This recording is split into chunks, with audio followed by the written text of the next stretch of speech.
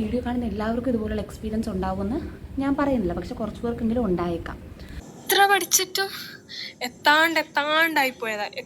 കുറേ ഞാൻ ശ്രമിച്ചു ഇവരെ അടുത്ത് എത്താൻ ഇതാക്കാൻ. പക്ഷേ നമ്മൾ നീറ്റിന് വരുമ്പോഴത്തേക്ക് അങ്ങനെയല്ല. നിങ്ങളൊന്ന് നിങ്ങളൊന്ന് ഷാറ്റേഡ് ആകാനായിട്ട് നോക്കിയിരിക്കുകയാണ് താഴെയുള്ള ആൾ ഇടിച്ച് കയറാനായിട്ട് വേണ്ടിയിട്ട്. പഠിച്ചിട്ടില്ല നമുക്ക് മാർക്ക് കിട്ടത്തില്ല, നമുക്ക് പഠിച്ചാൽ നമുക്ക് മാർക്ക് കിട്ടും. അപ്പോൾ ആ ഒരു ലെവലിലായിരിക്കും അവർ ചിന്തിക്കുന്നത്. അപ്പോൾ നമ്മുടെ പ്രോഗ്രസ് കാർഡിലൊക്കെ കണ്ടിന്യൂസ് ആയിട്ട് B+ ഒക്കെയാണ് കാണുന്നതെങ്കിൽ അവർ നമ്മളെ വഴക്ക് പറയും. ഇതെന്താ ഈ അവനും അവർക്കും ഒക്കെ കിട്ടും, പക്ഷെ നിങ്ങൾക്കൊന്നും കിട്ടാൻ ചാൻസ് ഇല്ല, ഇങ്ങനെയൊക്കെ പഠിച്ചാൽ എവിടെ നിന്ന് കിട്ടാനാ, അങ്ങനെയൊക്കെ പറയും.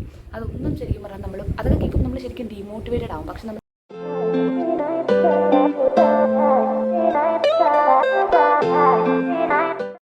ഹലോ ഗൈസ്, അപ്പോൾ എല്ലാവരും എന്ത് പറയുന്നു? സുഖമായിട്ടിരിക്കുന്നു? ഞാനിവിടെ സുഖമായിട്ടിരിക്കുകയാണ്.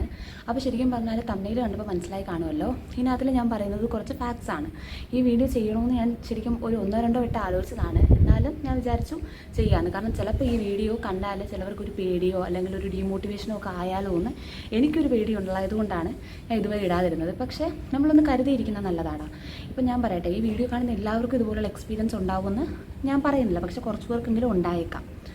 അപ്പോൾ നമ്മൾ ഹോസ്റ്റലിൽ നിൽക്കുമ്പോൾ ഉണ്ടല്ലോടാ, നമ്മൾക്കിപ്പം ഈ കുശുമ്പെന്ന് പറയുന്നത് ഒരു സഹജമായിട്ടുള്ള വികാരമാണല്ലോ. അതിപ്പോൾ പൊതുവേ പറയുന്നത് പെൺപിള്ളേർക്കാണ് കൂടുതലെന്നൊക്കെയാണ്. അവിടെ നമ്മൾ പാലയിലോ അല്ലെങ്കിൽ ഇപ്പം ഞാൻ പഠിച്ചത് ബ്രില്യൻറ്റിലാണ്, അതുപോലുള്ള ഏതെങ്കിലും ഒരു നല്ല റെപ്യൂട്ടഡ് ആയിട്ടുള്ള ഒരു കോച്ചിങ് സെൻറ്ററിൽ ചെന്ന് കഴിഞ്ഞാൽ നിങ്ങൾക്ക് മനസ്സിലാവും അത് പെൺപിള്ളേരുടെ മാത്രം ഒരു വികാരമല്ല എന്നുള്ളത്. കാരണം ഞാൻ ഇത് ആൺപിള്ളേർ പറയുന്നതും പെൺപിള്ളേർ പറയുന്നതും ഒരുപോലെ കേട്ടിട്ടുള്ളതാണ്. അപ്പോൾ നമ്മൾ ഹോസ്റ്റലിൽ ചെല്ലുമ്പോൾ നമ്മൾ ആദ്യം ഇപ്പോൾ ഇത്തിരി മാർക്കൊക്കെ കുറവായിരിക്കും, പിന്നെ നമ്മൾ പഠിച്ച് ഇമ്പ്രൂവ്മെൻറ്റ് വരുവാണെങ്കിൽ നമ്മുടെ ഇപ്പോൾ റൂംമേറ്റ്സ് ചില ഇങ്ങനത്തെ ഒരു അസുഖമുള്ള പിള്ളേരാണെങ്കിൽ അവർ പരമാവധി നമ്മൾ പഠിക്കാതിരിക്കാൻ വേണ്ടിയിട്ട് നമ്മുടെ നോട്ട്സ് കൊണ്ട് ഒളിപ്പിച്ച് വെക്കും. ചിലപ്പോൾ നമ്മുടെ നോട്ട്സ് എടുത്ത് കീറിക്കളയും. ചിലപ്പോൾ നമ്മൾ അലാമൊക്കെ വെച്ചിട്ട് അവരത് ഓഫ് ചെയ്ത് വെക്കും നമ്മൾ പഠിക്കാതിരിക്കാൻ വേണ്ടിയിട്ട്. അപ്പോൾ അങ്ങനത്തെ കുറച്ച് എക്സ്പീരിയൻസസ് ഒക്കെ ഉണ്ടാവാം.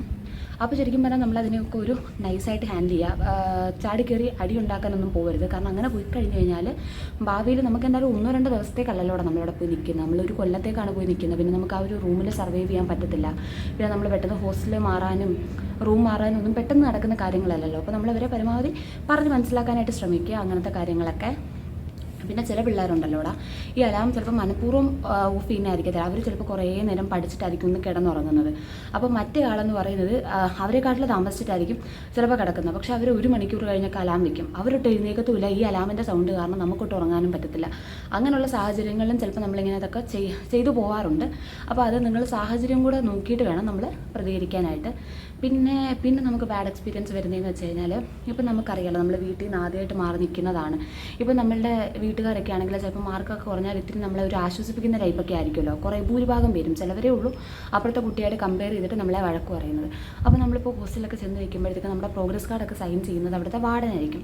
അപ്പോൾ നമ്മളിപ്പോൾ കണ്ടിന്യൂസ് ആയിട്ട് നമുക്ക് റിപ്പീറ്റഡ് ആയിട്ട് ഇപ്പോൾ B+ മാത്രമേ കിട്ടുന്നുള്ളൂ അങ്ങനെയൊക്കെ ഉണ്ടെങ്കിൽ അവർ വിചാരിക്കുന്നത് എന്തോ നമ്മൾ പഠിക്കാഞ്ഞിട്ടാണ്. ഇപ്പോൾ അവിടുത്തെ നോൺ ടീച്ചിങ് സ്റ്റാഫ് ഒരിക്കലും MBBS-നോ നീറ്റിനോ ഒന്നും വേണ്ടിയിട്ട് പഠിച്ചവരായിരിക്കത്തില്ല. അപ്പോൾ അവർക്ക് അതിൻ്റെ ആ ഒരു ബുദ്ധിമുട്ട് പറഞ്ഞാൽ മനസ്സിലാവില്ല. അവർക്ക് നമ്മുടെ സ്കൂൾ ലെവലിൽ ചിന്തിക്കുമ്പോൾ എന്താ, സ്കൂൾ ലെവലിലൊക്കെ നമ്മൾ പഠിച്ചിട്ടില്ല നമുക്ക് മാർക്ക് കിട്ടത്തില്ല, നമുക്ക് പഠിച്ചാൽ നമുക്ക് മാർക്ക് കിട്ടും. അപ്പോൾ ആ ഒരു ലെവലിലായിരിക്കും അവർ ചിന്തിക്കുന്നത്. അപ്പോൾ നമ്മുടെ പ്രോഗ്രസ് കാർഡിലൊക്കെ കണ്ടിന്യൂസ് ആയിട്ട് B+ ഒക്കെയാണ് കാണുന്നതെങ്കിൽ അവർ നമ്മളെ വഴക്ക് പറയും, ഇതെന്താ ഒന്നും പഠിക്കുന്നില്ലേ. അപ്പോൾ ശരിക്കും പറഞ്ഞാൽ നമ്മൾ അത്രത്തോളം എഫേർട്ട് ഇട്ടിട്ട് നമുക്ക് മാർക്ക് കിട്ടാത്തൊരു സാഹചര്യത്തിലാണെങ്കിൽ നമുക്കിത് കേൾക്കുമ്പോഴത്തേക്ക് ഭയങ്കര വിഷമമായി പോകും.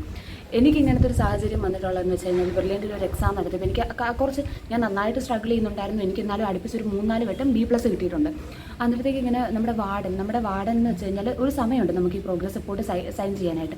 ആ ഒരു സമയത്ത് നമ്മുടെ വാർഡൻ ഒരു ചെയർ ഇട്ടിരിക്കും, നമ്മളിങ്ങനെ ലൈനായിട്ട് നിൽക്കുമായിരിക്കും. അപ്പോൾ നമ്മുടെ പുറകിലും നമ്മുടെ ഫ്രണ്ടിലും ഒക്കെ പിള്ളേർ കാണും. നമ്മൾ എത്തുമ്പോഴത്തേക്കും ഈ വാർഡൻ ഇങ്ങനെ പ്രോഗ്രസ് കാർഡ് വായിച്ചിട്ട്, ഇതെന്താ തീരെ മാർക്കില്ലാത്ത, കൊച്ചു പഠിക്കുന്നൊന്നും ഇല്ലേ, ഇങ്ങനെയൊന്നും പഠിച്ചാൽ പറ്റത്തില്ല, ഇങ്ങനെയൊന്നും പഠിച്ചാൽ കിട്ടത്തില്ല അങ്ങനെയൊക്കെ പറയും. അപ്പോഴത്തേക്കും ചിലപ്പോൾ നമ്മുടെ ബാക്കിലൂടെ നിൽക്കുന്നവരൊക്കെ ഫുൾ A+ ഒക്കെ കണ്ടിന്യൂസ് ആയിട്ട് മേടിച്ചവരായിരിക്കും. കാരണം ഞാൻ പഠിച്ചത് കഴിഞ്ഞ പ്രാവശ്യം, അതായത് ഞാൻ കയറുന്ന വർഷം പെട്ടെന്ന് കിട്ടുന്നില്ല. പക്ഷേ അതിൻ്റെ തൊട്ട് മുന്നത്തെ വർഷത്തെ ഫസ്റ്റ് റാങ്ക് ഹോൾഡർ എന്ന് പറയുന്നത് ജസ്മിരിയ ബെന്നിയായിരുന്നു. ആ ചേച്ചി പഠിച്ച ഹോസ്റ്റലിലാണ് എനിക്ക് അഡ്മിഷൻ കിട്ടിയത്. അപ്പോൾ നിങ്ങൾക്കൊന്ന് ആലോചിക്കാമല്ലോ, മൊത്തവും പഠിക്കുന്ന പിള്ളേരാണ്. അപ്പോൾ നമ്മുടെ പുറകിൽ നിൽക്കുന്നവർക്കൊക്കെ ചിലപ്പോൾ കണ്ടിന്യൂസ് ആയിട്ട് A+ കിട്ടുന്നവരായിരിക്കും. അപ്പോൾ നമ്മുടെ ഈ മാർക്ക് കാണുമ്പോഴത്തേക്കും ഈ മാം ഇങ്ങനെ വഴക്ക് പറയുമ്പോഴത്തേക്കും എനിക്ക് അവരെ ഫേസ് ചെയ്യാനൊരു നാണക്കേട് അങ്ങനെയൊക്കെ.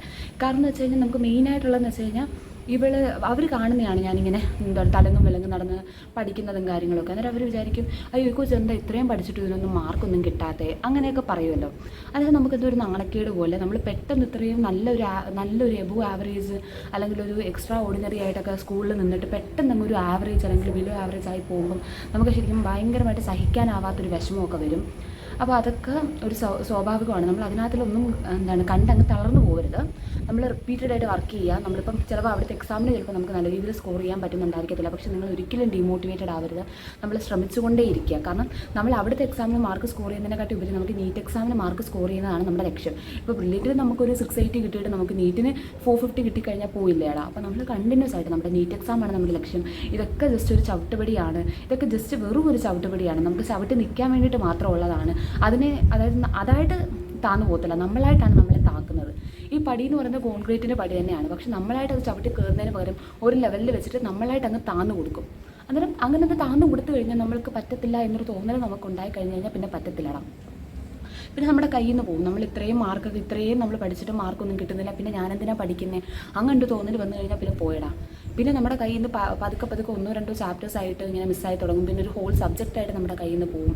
നമുക്ക് എന്തായാലും അവസാനം കൂട്ടിയിട്ട് മറ്റേ നമ്മുടെ സ്കൂളിലൊക്കെ ആകുമ്പോഴത്തേക്ക് നമ്മൾ അത്യാവശ്യം ഇത്തിരിയൊക്കെ ഉഴപ്പിയാലും അവസാനത്തെ ഒരു മാസം കൊണ്ട് നമുക്ക് പഠിച്ച് കയറാവുന്നേ ഉള്ളൂ. ഇതങ്ങനെയല്ല. ഇത് കടൽ പോലെ ഇങ്ങനെ കിടക്കും. നമ്മൾ അത്രത്തോളം പഠിച്ചിട്ട് റിവിഷൻ ചെയ്താൽ പോലും കിട്ടാത്ത സാഹചര്യങ്ങളുണ്ട്. അപ്പോൾ നമ്മൾ ഇടയ്ക്ക് വെച്ചൊന്ന് വിട്ടു കൊടുത്തു കഴിഞ്ഞാൽ പിന്നെ പോയി. കാരണം മറ്റേ സ്കൂളിലൊക്കെ ആണെന്ന് പറയുമ്പോഴത്തേക്ക് ഇപ്പം നിങ്ങളുടെ നമ്പർ ഒരു 46 ആണെങ്കിൽ ആ 46 നിങ്ങളുടെ തന്നെയാണ്. പക്ഷേ നമ്മൾ നീറ്റിന് വരുമ്പോഴത്തേക്ക് അങ്ങനെയല്ല. നിങ്ങളൊന്ന് ഷാറ്റേഡ് ആകാനായിട്ട് നോക്കിയിരിക്കുകയാണ് താഴെയുള്ള ആൾ ഇടിച്ച് കയറാനായിട്ട് വേണ്ടിയിട്ട്. അപ്പോൾ നമ്മളങ്ങനെ എന്തൊക്കെ സാഹചര്യങ്ങളുണ്ടായാലും നമ്മളങ്ങനെ പതറിപ്പോരുത്. നല്ല രീതിയിൽ ഫോക്കസ്ഡ് ആയിട്ട് തന്നെ പഠിക്കുക. പിന്നെ ചില ടീച്ചേഴ്സ് ഉണ്ടടാ. ചില ടീച്ചേഴ്സൊക്കെ വന്നിട്ട് അവരിപ്പോൾ പ്രോബ്ലംസൊക്കെ ചില പ്രോബ്ലംസൊക്കെ അവർ പഠിപ്പിച്ചിട്ട് ചില പ്രോബ്ലംസ് അവർ ബോർഡിലൊക്കെ എഴുതിയിട്ടുണ്ട് നമ്മളോട് ചെയ്യാൻ പറയും. ചിലപ്പോൾ നമുക്ക് അവരുടെ ബാക്കിയുള്ള ചില കൊച്ചുങ്ങളുടെ സ്പീഡിൽ നമുക്ക് ചെയ്യാൻ പറ്റത്തില്ല. മനസ്സിലായോ? അന്നേരം അവർ പറയൂ നിന്നെ കൊണ്ടൊന്നും നടക്കത്തില്ല, ഞാനൊരു ഓഡിയോ നിങ്ങൾ അപ്പോൾ നിങ്ങളെ കൊണ്ടൊന്നും പറ്റത്തില്ല, നിങ്ങളൊക്കെ വെറുതെ വന്നിരിക്കുക, ഈ അവനും അവൾക്കും ഒക്കെ കിട്ടും, പക്ഷെ നിങ്ങൾക്കൊന്നും കിട്ടാൻ ചാൻസ് ഇല്ല, ഇങ്ങനെയൊക്കെ പഠിച്ചാൽ എവിടെ നിന്ന് കിട്ടാനാ, അങ്ങനെയൊക്കെ പറയും. അതൊന്നും ശരിക്കും പറഞ്ഞാൽ അതൊക്കെ കേൾക്കുമ്പോൾ നമ്മൾ ശരിക്കും ഡീമോട്ടിവേറ്റഡ് ആവും. പക്ഷെ നമ്മൾ മെൻ്റലി സ്ട്രോങ് ആയിട്ടിരിക്കുക. എന്തൊക്കെ കേട്ടാലും നമ്മൾ പതറിപ്പോകരുത് കേട്ടോ. ചിലപ്പോൾ നമുക്ക് ഇപ്പോൾ നമ്മൾ സാധാരണ ഒരു ബാക്ക്ഗ്രൗണ്ടിൽ നിന്നൊക്കെ വരുന്ന ഒരാളാണ്, അതായത് ഇതിന് മുന്നേ നീറ്റ് കോച്ചിങ്ങോ അങ്ങനത്തെ കാര്യങ്ങളൊന്നും കേട്ടിട്ടും കണ്ടിട്ടൊന്നുമില്ല. അങ്ങനെ ചില സമയത്ത് നമുക്ക് ചിലപ്പോൾ റിപ്പീറ്റ് സമയത്ത് നമുക്ക് കിട്ടിയില്ലെങ്കിലും നമ്മളൊരു റിപ്പീറ്റ് ചെയ്യുമ്പോൾ നമുക്ക് കിട്ടാൻ ചാൻസ് ഉണ്ട്. പക്ഷെ നിങ്ങൾ പഠിക്കുന്ന സമയത്ത് അങ്ങനെ വിചാരിക്കണം എന്നല്ല, നിങ്ങൾ അങ്ങനെയെങ്കിലും ഒരു ആശ്വാസം ഉണ്ടെന്ന് ഒരു സൈഡിലൂടെ എങ്കിലും ഓർക്കുക. അതായത് റിപ്പീറ്റ് ബ്രില്യൻറ്റിൽ തന്നെ ചെയ്യണമെന്നോ ഒന്നുമില്ല, അത്രയും ഫീസ് അടച്ച് പഠിക്കണമെന്നോ ഒന്നുമില്ല. നമ്മൾ സ്വന്തമായിട്ട് ട്രൈ ചെയ്താൽ നമുക്ക് കിട്ടാവുന്നേ ഉള്ളൂ. എങ്ങനെയാണ് പഠിക്കേണ്ടതെന്ന് ഒരു ഐഡിയ കിട്ടിക്കഴിഞ്ഞ് കഴിഞ്ഞാൽ പിന്നെ നമുക്കുള്ള റിസോഴ്സ് യൂട്ടിലൈസ് ചെയ്തിട്ട് നമുക്ക് പഠിക്കാവുന്നേ ഉള്ളതാണ്. മനസ്സിലായോ? എങ്ങനെയാണ് പഠിക്കേണ്ടതെന്ന് ഒരു ഐഡിയ വേണം. അതാണ് ഞാൻ പറയുന്നത്. ഇപ്പം യാതൊരുവിധ പരിചയമില്ലാത്ത ഒരാൾ ഇപ്പോൾ +2 കഴിഞ്ഞിട്ട് ഒരു വർഷം സ്വന്തമായിട്ട് വീട്ടിൽ ഇരുന്ന് പഠിച്ചു കഴിഞ്ഞാൽ ഇത് ക്രാക്ക് ചെയ്യാൻ ഭയങ്കര ബുദ്ധിമുട്ടാണ്. നമുക്ക് അതിനെപ്പറ്റി ഒരു ഐഡിയ വേണം. അതിന് വേണ്ടിയിട്ട് ഇപ്പോൾ അഥവാ ഒരു വർഷം കോച്ചിങ് ചെയ്തിട്ട് നമ്മൾ സ്വന്തമായിട്ടൊന്ന് വീട്ടിൽ ഇരുന്ന് പഠിച്ചാലും നമുക്ക് കിട്ടാവുന്നേ ഉള്ളൂ. അതിനുള്ളൊരു ഉത്തമ എക്സാമ്പിളാണ് ഞാൻ വീട്ടിൽ ഇരുന്ന് പഠിച്ചിട്ടുള്ള ഒരാളാണ്. റിപ്പീറ്റ് ബ്രില്യൻറ്റിലായിരുന്നു. റിപ്പീറ്റ് ഞാൻ സ്വന്തമായിട്ട് വീട്ടിൽ ഇരുന്ന് പഠിച്ചതായിരുന്നു. പക്ഷേ എനിക്ക് ഗവൺമെൻറ്റിലൊരു സീറ്റ് കിട്ടിയില്ല. പക്ഷേ എനിക്ക് ഗവൺമെൻറ്റിൻ്റെ വീഡിയോസ് വരെ വന്നിട്ടുണ്ടായിരുന്നു. പിന്നെ ഞാനിപ്പോൾ പഠിക്കുന്നത് ശ്രീനാരായണ മെഡിക്കൽ കോളേജിലാണ്. ഞാനൊരു 3rd year MBBS സ്റ്റുഡൻ്റാണ് കേട്ടോ. അപ്പോൾ അങ്ങനെ നമ്മൾ ഒരു രീതിയിൽ പതറി പോകാതിരിക്കുക. നമ്മൾ ഡിഗ്രേഡ് ചെയ്ത് തകർക്കാൻ ഒത്തിരി ആളുകൾ കാണും. ഇൻ കേസ് ഇപ്പോൾ നമുക്ക് റിപ്പീറ്റ് ചെയ്ത് കിട്ടിയില്ലെങ്കിൽ നാട്ടുകാർ പോലും പറയുമോ അവൾ എന്ത് പഠിക്കുന്ന കൊച്ചായിരുന്നു, അവൾ അവിടെ കാണിച്ചെന്ന് ഉഴപ്പിയതാണ്, അല്ലെങ്കിൽ അവൾക്ക് അത്രയും ബുദ്ധിയില്ലായിരുന്നു, അങ്ങനെയൊക്കെ പറഞ്ഞ് നല്ല രീതിയിൽ ഡിഗ്രേഡ് ചെയ്യും. ചില സമയത്ത് നമ്മുടെ വീട്ടുകാർ പോലും നമ്മളെ സപ്പോർട്ട് ചെയ്തില്ല. കാരണം അവർ കാണുന്നത് എന്താ, നമ്മൾ വീട്ടിൽ നല്ല രീതിയിൽ പഠിച്ച് നല്ല രീതിയിൽ മാർക്ക് മേടിച്ച ഒരാളാണ്. അത് അവിടെ ചെല്ലുമ്പോൾ ചിലപ്പോൾ നമ്മൾ ഉഴപ്പി പോവുകയാണോ എന്ന് പോലും അവർക്കൊരു തെറ്റിദ്ധാരണ ഉണ്ടാകും.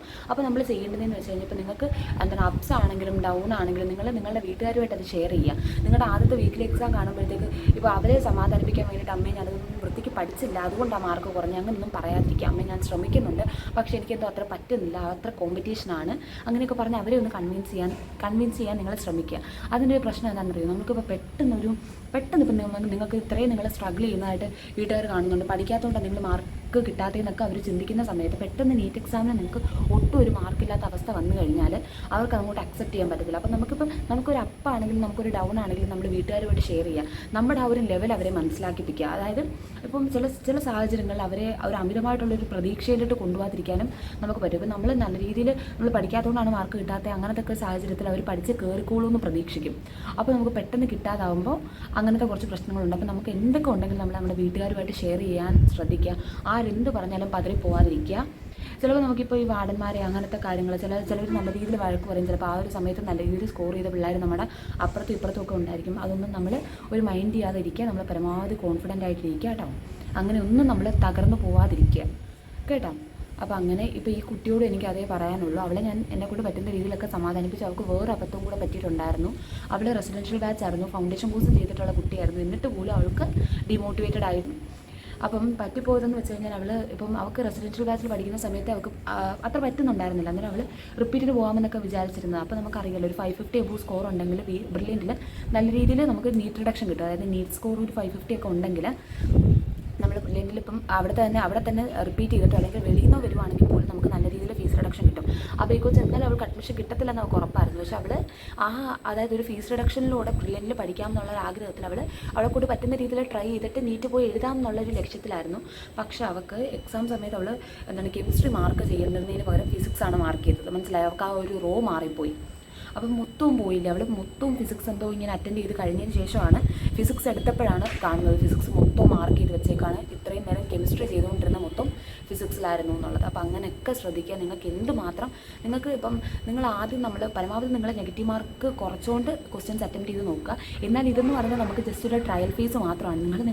നിങ്ങൾക്ക് കാണിക്കാൻ പറ്റുന്ന പരമാവധി മണ്ടത്തരങ്ങൾ ഇവിടെ മാത്രം കാണിക്കുക. നമ്മൾക്ക് ഇതെന്ന് വെച്ച് കഴിഞ്ഞാൽ നമുക്കൊരു പ്രാക്ടീസാണ്.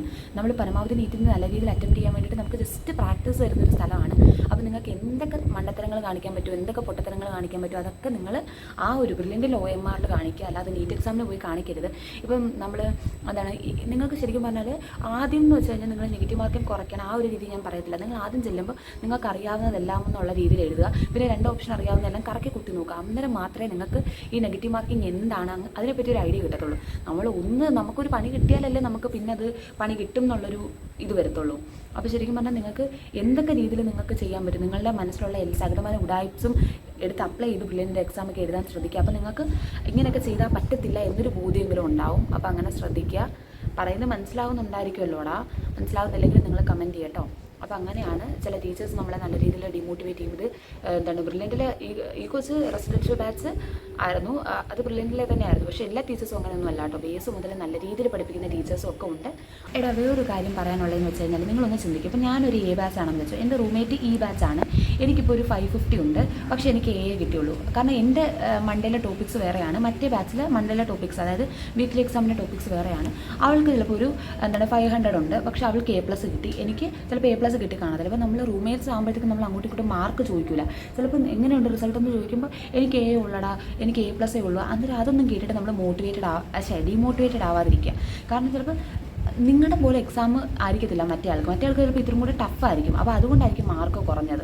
ഇപ്പോൾ അത് A+ഓ അല്ലെങ്കിൽ B+ഓ ആയിക്കോട്ടെ, ചിലപ്പം നമുക്ക് ഒരു 450 കാണത്തുള്ളൂ, മറ്റേ ആൾക്ക് 500 കാണും. നിങ്ങൾ അങ്ങോട്ടും ഇങ്ങോട്ടും കമ്പയർ ചെയ്യാതിരിക്കുക. ചിലപ്പോൾ ഈ 450 മേടിച്ച ആൾക്ക് എക്സാം നല്ല രീതിയിൽ ടഫായിരിക്കും, 500 മേടിച്ച ആൾക്ക് എക്സാം നല്ല എളുപ്പമായിരിക്കും. അപ്പോൾ അങ്ങനെ ഇങ്ങനെയൊന്നും പറഞ്ഞ് നിങ്ങൾ റൂംമേറ്റ്സ് തമ്മിൽ അങ്ങോട്ടും ഇങ്ങോട്ടും കമ്പാരിസൺ നടത്താതിരിക്കുക. ഇപ്പം എങ്ങനെയുണ്ട് എക്സാം എന്ന് ചോദിച്ചു കഴിഞ്ഞാൽ എത്ര കൂടുതലുണ്ടെങ്കിലും നിങ്ങൾ കുഴപ്പമില്ല എന്ന് പറയുന്നതായിരിക്കും നല്ലത്. കാരണം അങ്ങോട്ടും ഇങ്ങോട്ടും ഒരു ഈഗോ ക്ലാഷോ അങ്ങനെയൊന്നും വരുത്താതിരിക്കുക പരമാവധി. കാരണം നമുക്ക് അവിടെ ഒരു കൊല്ലം സർവൈവ് ചെയ്യാനുള്ളതാണ്. നിങ്ങൾ അങ്ങോട്ടും ഇങ്ങോട്ടും ഒരു അടിയോ അങ്ങനെയുള്ള കാര്യങ്ങളൊന്നും മനഃപൂർവ്വം നിങ്ങളുടെ കാരണങ്ങൾ കൊണ്ട് ക്രിയേറ്റ് ചെയ്യാതിരിക്കുക. അപ്പോൾ കാരണം എന്താ വെച്ചാൽ നമുക്ക് അത്യാവശ്യത്തിൽ കൂടുതൽ ഒത്തിരി ടെൻഷൻസ് ഉണ്ടല്ലോ. അപ്പോൾ അനാവശ്യമായിട്ടുള്ള ടെൻഷൻസും കൂടെ എടുത്തു വെക്കാനായിട്ടുള്ളൊരു സാഹചര്യം ഇല്ലല്ലോ. നല്ല കാറ്റുണ്ടടാ, മഴ പെയ്യുന്നുണ്ട്. അപ്പോൾ എനിക്ക് അത്രയൊക്കെ പറയാനുള്ളൂ. അപ്പോൾ നല്ല രീതിയിൽ ഏത് രീതിയിൽ ഡീമോട്ടിവേറ്റഡ് ആരെങ്കിലും ആക്കിയാൽ പോലും നമ്മൾ നല്ല മെൻ്റലി സ്ട്രോങ് ആയിട്ടിരിക്കുക. നമ്മൾ എന്തും ഫേസ് ചെയ്യാൻ റെഡി ആയിട്ടാണ് പോകുന്നത്. നിങ്ങളൊക്കെ ഈ പോകുന്ന എല്ലാവരും ഡോക്ടേഴ്സ് ആവുന്നവരാണ്. ആ ഡോക്ടേഴ്സിൻ്റെ ലൈഫ് നിങ്ങൾക്ക് അറിയാലോ, ഫുൾ ഓഫ് സ്ട്രഗിൾസ് ആണ്. അപ്പം നമ്മൾ ഇതിനതൊരു ഒരു ഗൈഡൻസ് പോലെ കണ്ടാൽ മതി. അല്ലെങ്കിൽ ഇതിന് നമുക്കൊരു ജസ്റ്റ് ഒരു കുഞ്ഞു പ്രാക്ടീസ് കിട്ടുന്നതായിട്ട് നിങ്ങൾ കണക്കാക്കിയാൽ മതി. അപ്പോൾ എല്ലാവർക്കും ഓൾ ദ ബെസ്റ്റ് കേട്ടോ. നല്ല രീതിയിൽ മോട്ടിവേറ്റഡ് ആയിട്ട് തന്നെ ഇരുന്ന് പഠിക്കുക. നമ്മൾ എത്ര താഴ്ന്നു പോയാലും നമ്മൾ കയറി വരും എന്നുള്ളൊരു കോൺഫിഡൻസിലൂടെ തന്നെ പഠിക്കുക. അപ്പോൾ ശരിയാടാ, ടാറ്റാ. ഈ പറയുന്നത് കേട്ട് ആർക്കെങ്കിലും ഡിമോട്ടിവേറ്റഡ് ആയോ ഒന്നും എനിക്കറിയത്തില്ല. നിങ്ങളിതൊന്ന് കരുതിയിരിക്കാൻ വേണ്ടിയിട്ടാണ് ഞാൻ പറഞ്ഞത്. കാരണം പലരും ഇതൊക്കെ ആദ്യമായിട്ട് എക്സ്പീരിയൻസ് ചെയ്യുന്ന നമ്മൾ ഹോസ്റ്റലിൽ ചെല്ലുമ്പോഴായിരിക്കും. അപ്പോൾ നമ്മൾ വല്ലാതെ അങ്ങ് തകർന്നു പോകും. അപ്പോൾ അതിന് വേണ്ടിയിട്ടാണ് ഞാനിതൊന്ന് മുൻകൂട്ടി പറഞ്ഞത്. അപ്പോൾ ശരിയാടാ, ടാറ്റാ.